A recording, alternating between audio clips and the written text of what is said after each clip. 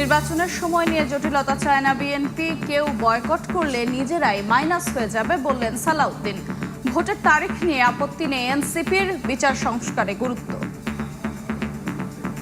এই নির্বাচন অনুষ্ঠান সম্পর্কে দুই একটি রাজনৈতিক দল বিভিন্ন রকমের বক্তব্যের মধ্য দিয়ে একটু বিভ্রান্তি ছড়ানোর চেষ্টা করছে, সেটা দৃশ্যমান।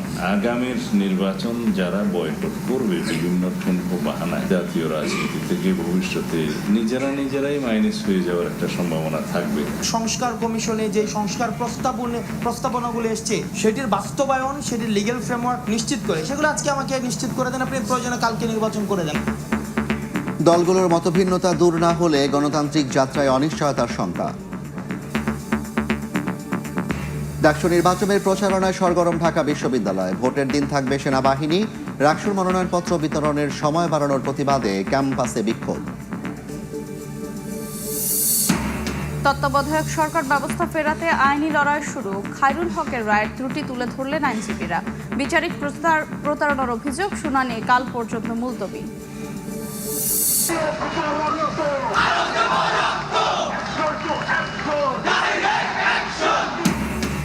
উপসহকারী প্রকৌশলীর পদ নিয়ে ষড়যন্ত্রের অভিযোগ। গাজীপুরে সড়ক অবরোধ করে ডিপ্লোমা ডিগ্রিধারীদের বিক্ষোভ। 3 দফা দাবিতে বুয়েট শিক্ষার্থীদের শাহবাগ ব্লকের। ঠুনকো বাহানায় কেউ আগামী নির্বাচন বয়কট করলে তারা নিজেরাই মাইনাস হবে বলে মন্তব্য করেছেন বিএনপির স্থায়ী কমিটির সদস্য সালাউদ্দিন আহমেদ। তিনি বলেন, সবার ঐক্যমত্যে বর্তমান সরকার গঠিত হয়েছে, তাদের অধীনে রমজানের 1 সপ্তাহ আগে নির্বাচন হবে। এ নিয়ে কোনো জটিলতা চায় না বিএনপি। জামাতের সঙ্গে জোট হচ্ছে না সাফ জানিয়ে সালাউদ্দিন আহমেদ জানান, যুগপৎ আন্দোলনের শরিকদের সঙ্গে নির্বাচনে জোট হতে পারে। আহমেদ সালেহিনের রিপোর্ট।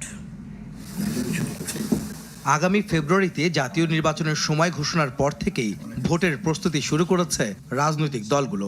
আবহ তৈরি হয়েছে ভোট যুদ্ধের। তবে কিছু রাজনীতিকের বক্তব্যে ফুটে উঠছে মতভিন্নতা।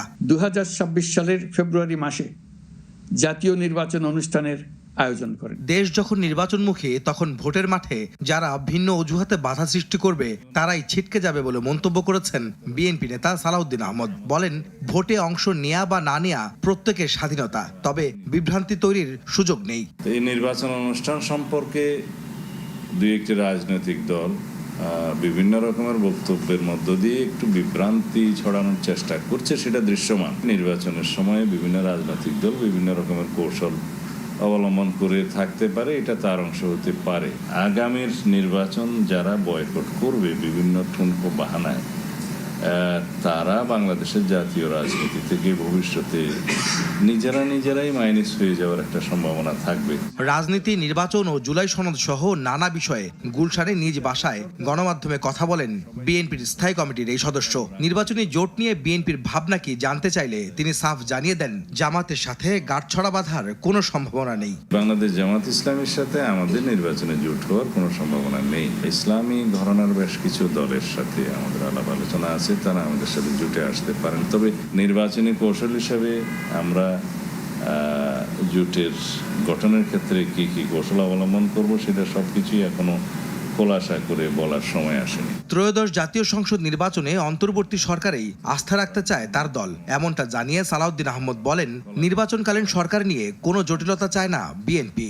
আমরা এখানে কোনো জটিলতা সৃষ্টি করতে চাই না, জটিলতা আহ্বানও করতে চাই না। এই সরকার বৈধভাবেই চলছে, সুতরাং এই সরকার যে নির্বাচনের সময়সীমা ঘোষণা করেছে, নির্বাচন প্রস্তুতি নিচ্ছে, এই ধারাবাহিকতার মধ্যে আমরা কোনো রকমের আবার কোনো অসুবিধার সৃষ্টি হোক সেটা চাই না। জুলাই সনদের অঙ্গীকারনামার কিছু বিষয়ে অযৌক্তিক মন্তব্য করে বিএনপি নেতা সালাউদ্দিন মনে করেন, সংবিধানের উপরে স্থান পায় এমন কোনো বিষয় গ্রহণযোগ্য হবে না। আশা করি নির্বাচনের তারিখ নিয়ে আপত্তি নেই জাতীয় নাগরিক পার্টির, তবে ফেব্রুয়ারির মধ্যেই সংস্কার বাস্তবায়ন এবং বিচারের সুস্পষ্ট রূপরেখা দেখতে চায় দলটি। দুপুরে রাজধানীর মানিক মিয়া এভিনিউতে গুম হওয়া ব্যক্তি ও আয়নাঘরে নির্যাতন নিয়ে আলোকচিত্র প্রদর্শনী অনুষ্ঠানে এনসিপির মুখ্য সংগঠক হাসনাত আব্দুল্লাহ বলেন, সরকারের সদিচ্ছা ও রাজনৈতিক দলগুলোর মধ্যে ঐক্য থাকলে ফেব্রুয়ারির মধ্যেই সংস্কার ও বিচার সম্ভব। বিগত সরকারের আমলে গুমের সঙ্গে জড়িতদের বিচার দাবি করেন এনসিপির জ্যেষ্ঠ যুগ্ম সদস্য সচিব ডক্টর তাসনিম জারা। ফেসিবাদ বিরোধী রাজনৈতিক দলগুলোর মধ্যে যে ঐক্যের যে ফাটল ধরেছে, সেটি থেকে আসলে উপকৃত কারা হচ্ছে, কারা সেগুলোতে খুশি হচ্ছে, দেখেন, আওয়ামী লীগ ছাড়া কিন্তু সেটি থেকে কেউ বেনিফিটেড হচ্ছে না। নির্বাচন যদি হয় সেটির আগে কিছু শর্ত রয়েছে। এই যে আমাদের সংস্কার কমিশনে যে সংস্কার প্রস্তাবনাগুলো এসছে, সেটি কি প্রক্রিয়ায় বাস্তবায়ন হবে সেটি কিন্তু এখনো সিদ্ধান্ত হয়নি। সেটির বাস্তবায়ন, সেটির লিগ্যাল ফ্রেমওয়ার্ক নিশ্চিত করে, সেগুলো আজকে আমাকে নিশ্চিত করে দেন। আপনি প্রয়োজনে কালকে নির্বাচন করে দেন। সব রাজনৈতিক দল, সব পক্ষ, সব মতের এখানে একমত হওয়া উচিত যে রাষ্ট্রীয় বাহিনী রাষ্ট্রের নাগরিককে গুম করতে পারবে না। ওই বাংলাদেশে আমরা আর ফেরত যাব না। ঢাকা বিশ্ববিদ্যালয় ক্যাম্পাস জুড়ে ডাকসু নির্বাচনের আমেজ। শুরু হলো ছাত্র সংসদ নির্বাচনের প্রচারণা। রিটার্নিং কর্মকর্তা জানান, এবার প্রতিদ্বন্দ্বিতা করবেন 471 জন প্রার্থী। ভোটের দিন সেনাবাহিনী সহ থাকবে 3 স্তরের নিরাপত্তা। এদিন কমিশনের বিরুদ্ধে পক্ষপাতিত্বের অভিযোগ তোলেন ডাকসু ফর চেঞ্জ প্যানেলের প্রার্থীরা। আর ভোট কেন্দ্র বাড়ানোর দাবি ছাত্র দলের প্রার্থীর। ঢাকা বিশ্ববিদ্যালয় কেন্দ্রীয় ছাত্র সংসদ ডাকসু ও হল সংসদ নির্বাচন ঘিরে ক্যাম্পাসে উৎসবের আমেজ। মঙ্গলবার সকাল থেকে ক্যাম্পাসে শুরু হয় প্রার্থীদের প্রচারণা।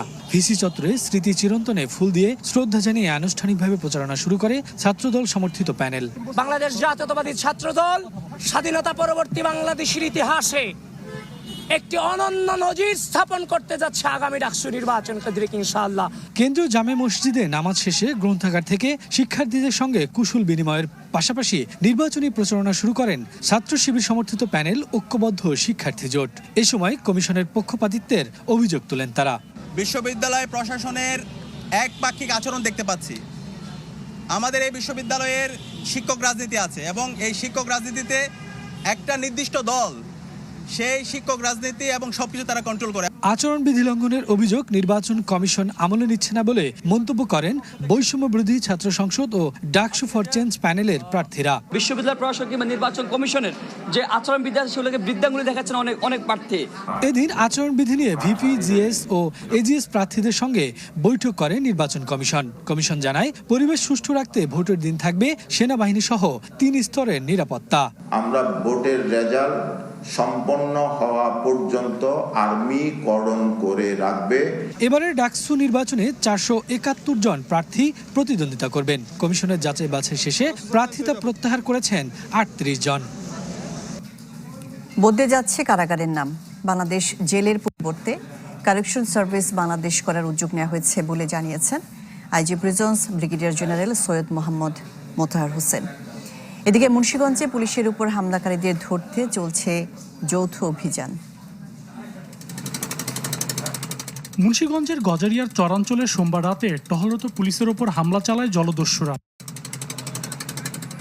এ সময় গুলি ও ককটেল বিস্ফোরণ ঘটায় ডাকাত দল। আত্মরক্ষার্থে পাল্টা গুলি ছোড়ে পুলিশ। এই ঘটনায় প্রশ্ন উঠেছে, 5 আগস্টের পর থানা থেকে লুট হওয়া অস্ত্র দিয়েই ডাকাতরা এই হামলা চালিয়েছে কিনা, যার স্পষ্ট জবাব দিতে পারেনি পুলিশ।